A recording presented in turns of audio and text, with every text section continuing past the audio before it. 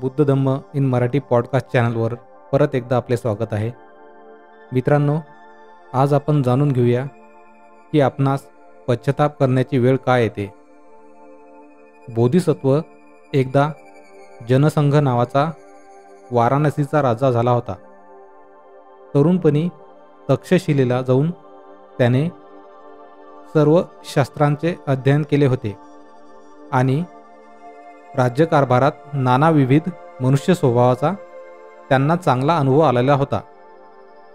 एका उपसताच्या दिवशी सर्व लोकांना राजांगणात गोळा करून मनुष्याला पश्चाताप करण्याची वेळ का येते या संबंधाने त्यांनी उपदेश केला.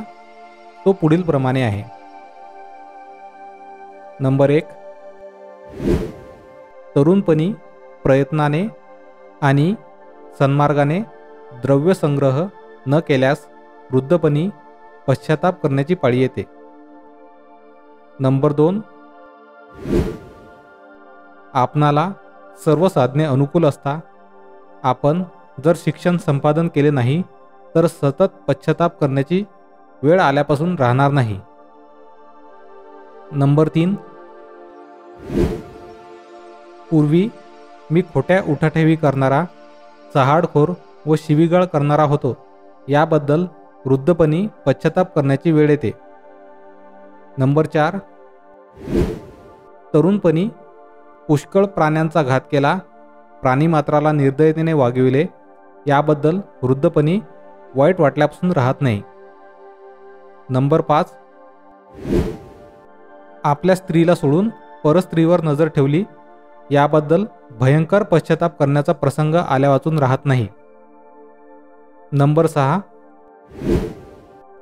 घरात पुष्कळ अन्नवस्त्र संचय असून देखील त्यापैकी अल्पही दानधर्माकडे लावले नाही. याबद्दल वृद्धपणी मनाला तळमळ लागून राहते. नंबर 7.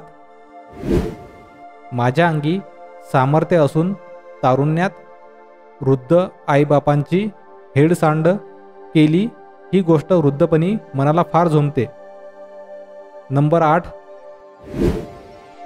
ज्याने सर्व प्रकारे माझ्या बरेपणाची काळजी घेतली त्या माझ्या पित्याचा समुपदेश मी ऐकला नाही आणि त्यांचा अवमान केला. याबद्दल फार पश्चाताप करण्याचा प्रसंग येतो.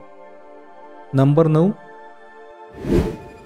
तारुण्यात साधू संतांचा आदर सत्कार करून त्यांचा धर्मोपदेश मी योग्य काळी श्रवण केला नाही. याबद्दल नंतर पश्चाताप करण्यात येतो. नंबर 10. तारुण्यात तपश्चर्या करण्याचे अंगात सामर्थ्य असून माझ्या हातून तपाचरण घडले नाही. याबद्दल वृद्धपणी पश्चाताप करण्याची पाळी येते. म्हणून सुज्ञ तरुणाने या 10 गोष्टीबद्दल पुढे पश्चाताप करण्याची वेळ येणार नाही अशी सावधगिरी ठेवावी व उत्साहाने सर्व सत्कर्मे आचरून आपणावर पश्चाताप करण्याची वेळ येऊ नये अशी काळजी घ्यावी. मित्रांनो, मला आशा आहे की बुद्ध धम्म इन मराठी पॉडकास्टचा हा एपिसोड तुम्हाला नक्की आवडला असेल. या पॉडकास्टला फॉलो करून शेअर करायला सुद्धा विसरू नका. धन्यवाद.